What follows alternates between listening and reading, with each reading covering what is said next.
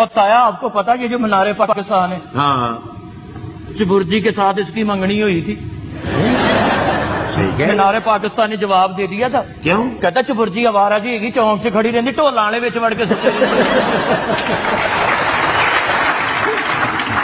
चाचा इन्हां दोवां दा रिश्ता कराया सी लाड़ काणे ने। अच्छा। लाड़ काना ते सादकाबाद दोवें मासी फूफी दे ने ना। हाँ, ते सादकाबाद मंगिया सी विहाड़ी नाल। अच्छा। बूरे वाले ने ते चीचा वतनी ने रल के इन्हां दा विआह कराया सी। समुंदरी नहीं समुंदरी, हाँ, रजाने लाउंदी जांदी।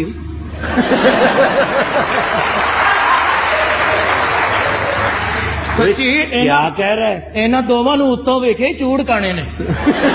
चूड़ काना ते पिंडी भट्टियां दोवें आपस च सांढू ने ना। ते मैनू सारा कुछ दसिया ननकाना साहब ने।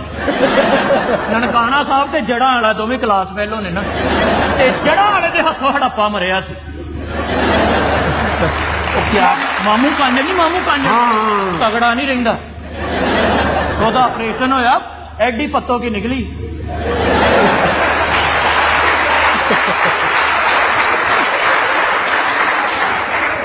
सच्ची इसने मेरा जुआई बनना है। मैं मजाक नहीं करता, ये रिश्तेदारी के मामले होते। पीछे ये पिंडी और एबटाबाद का रौला सुनिया सी ना। दोवां दा चक्कर सुनिया सी ना, पिंडी दा ते एबटाबाद दा। अच्छा। ओ चो अल्लाह ने बाईपास दिता ही। चल पहलो पिंडी के घर 4 कच्चियां सड़कां सी, सड़कां धीआं दे धन। पिंडी दोतरिया पोतरे वाली होगी, नाल टूल प्लाजे भी ने।